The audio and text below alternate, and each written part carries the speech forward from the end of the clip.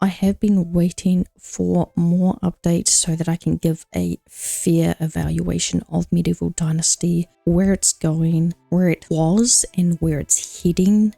Since its early access release, the game has undergone substantial updates, which is fantastic to see for an early access game. Still going, still pumping it out. It gradually evolved from a survival simulator to a fully fledged, detailed and role-playing experience. The combination of life simulation, city building and survival mechanics has made it actually one of the medieval games that has stood out to me. There is a thing where when it comes to reviews, I hate having to describe a game by comparing it to another game.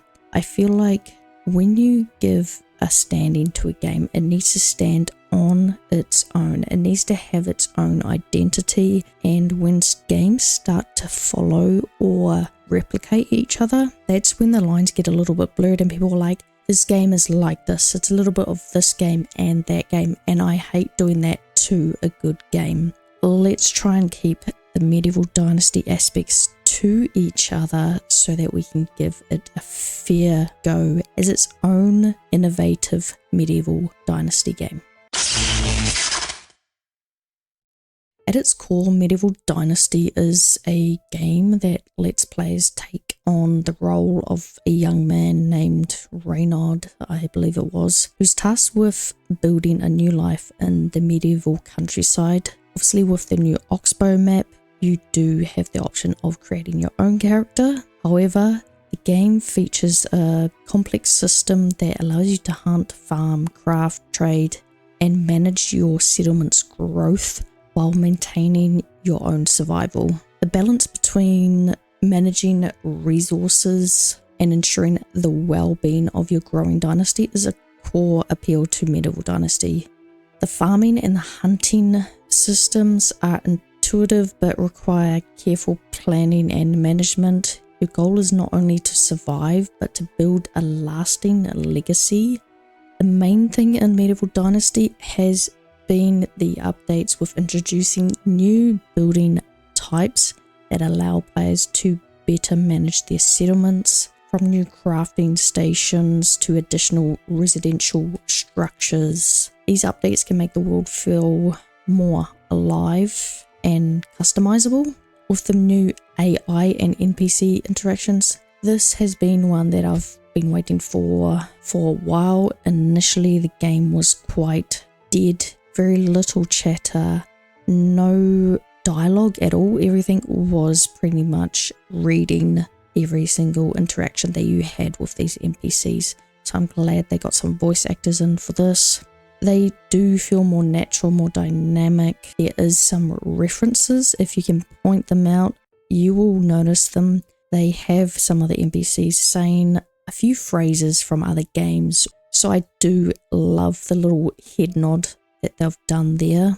The villagers do have a more fleshed out life cycle, from childhood to adulthood, marriage and even death. This adds to the immersion and the realism of the game as players build meaningful relationships with the NPCs, see the actions that they have and their long-term consequences. You are going to have favourite villagers, I bet you. Like mine, I have Casimir. He's a number one man, hard worker, farmer, just got married. With the seasonal changes and events, this has made the valley or the dynasty come a lot more alive. Visually, it's very appealing to see the seasons change. You've got harvest festivals, your winter markets, you've got extra tasks and rewards between each seasons, your little side quests as I would say. And then the crafting system in Medieval Dynasty, I love how they expanded on their recipes, the materials. When they did add the color following the new autumn update, that was probably the biggest change to Medieval Dynasty. It allowed a much greater visual appeal, changing the color of your clothes. Fantastic. You've got more proficient people, you got efficient production chains, you can create complex supply chains. You can create and manage your labor and even trade with neighboring settlements. The latest content update had added more detailed weather system with storms, snow, more climate, affects your crops, your health, your ability to travel. We also had a extra layer of challenge, forcing those of us to adapt to I believe they had like a heat wave. You've also now got bandits in Medieval Dynasty. They did add armor, weapons, obviously the color already, new decorations, fences. However, with the new update with the bandits, well, I personally saw a lack of movement. I don't want to be the bearer of bad news. The content update was great, but it was missing a little bit of something in there. I love the new decorations, love the new look.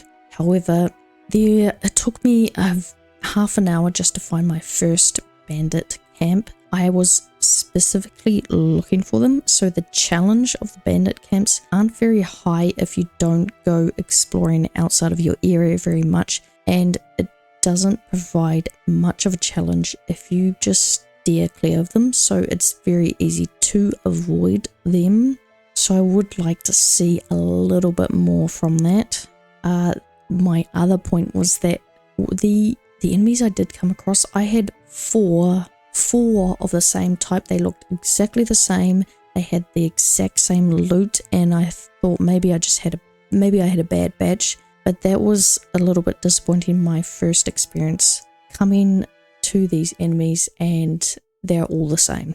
The actual bandit camp that I came across, I did have a variety of enemies. However, inside the bandit camp, there was nothing to loot. I think I picked up a couple of ore, and most of my loot came from the dead bodies, and that was kind of disappointing that I would go take down this bandit or raid this camp, and I don't feel rewarded enough for doing it. I kind of, slaughtered everybody, came in, and it felt very unrewarding.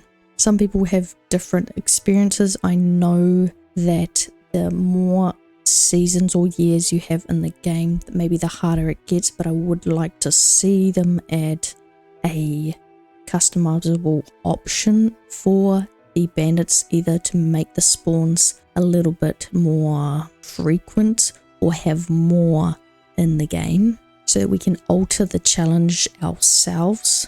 Yes, I loved it, but obviously there were some things that could be fine-tuned or tweaked so that it wouldn't feel half done. I feel like the developers have added the combat aspect because people have been asking for it again and again, and they've put it in, but it's not quite to the standard that I was expecting. I feel like there could have been more.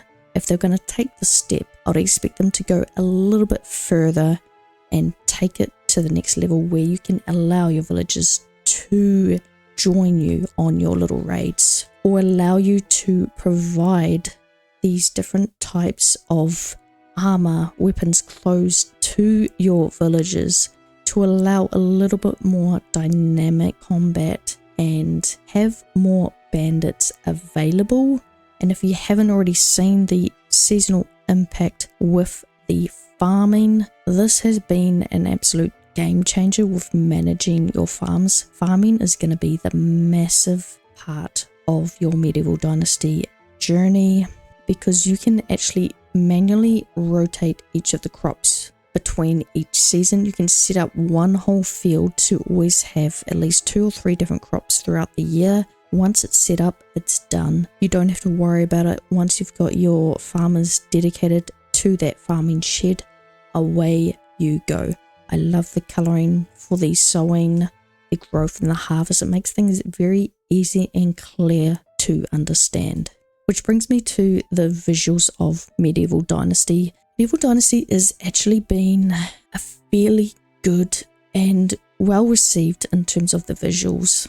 Performance wise, I've had very little issues frame rate wise. It's been great to see the lush forests, the sweeping plains, the hills, the valleys, the mines that you can go and explore. And coming back to the seasonal changes, there's nothing better than the change into winter and seeing the snow on the roofs.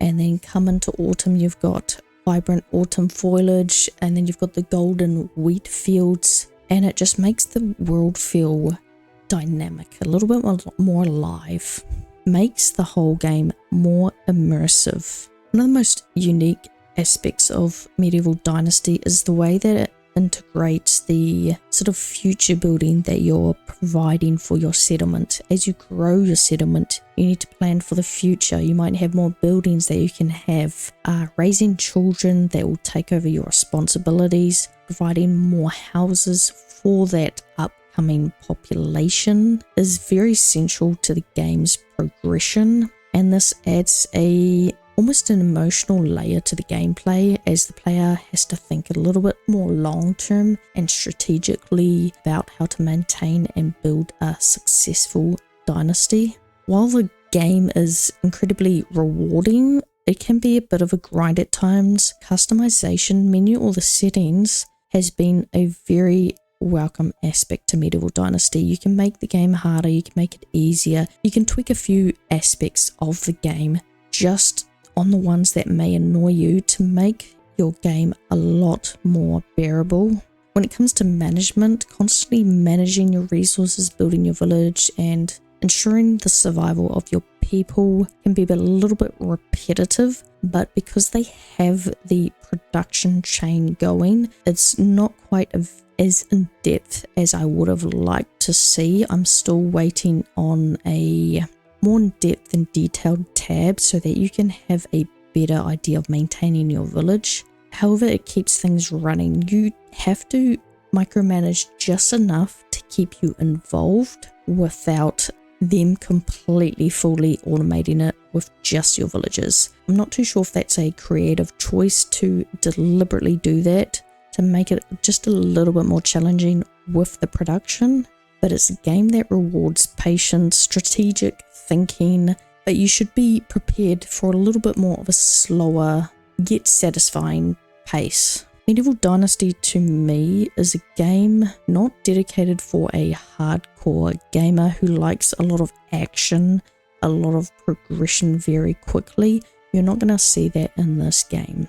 If you're looking for a game that's heavily combat orientated, this is not Medieval Dynasty. If you're looking for a game that's very detailed in the production, that's not Medieval Dynasty. Medieval Dynasty is I would consider a very relaxing, more simulation type. It does have a lot of aspects from other Dynasty games and from other medieval games that does bring it to life, but on its own, it's a fantastic game to sort of slow down and build your settlement at a pace that suits you. It doesn't force you to hurry up. If you miss something one year, you have the next season to catch up. It's actually a very forgiving game, and if you still find it too hard, there are obviously these settings. Again, you can change those.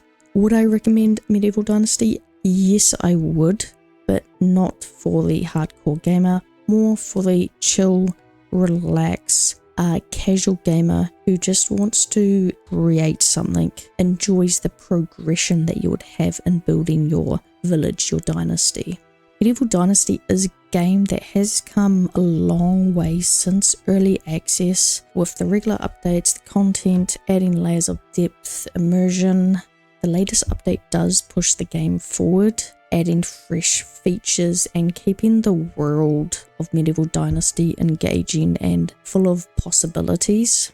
So whether you're a fan of Medieval Dynasty setting, the city building sims or life simulators, Medieval Dynasty has something to offer, and it only gets better as we get more updates, more content. And I had hope that this Medieval Dynasty game would get to where it is. It's there, but a little bit of the updates it just needs a little bit more fine tuning, and some of the updates are not quite there yet. It's like they've begun a project and then they've sort of gotten right towards the end and then just left that little little part out, and I feel like it's still missing the extra oomph. So let me know what you think about Medieval Dynasty. Have you enjoyed the new content? Medieval Dynasty is going to be around for a while. It is a fantastic game. Don't get me wrong, I do have issues with it and some of the content,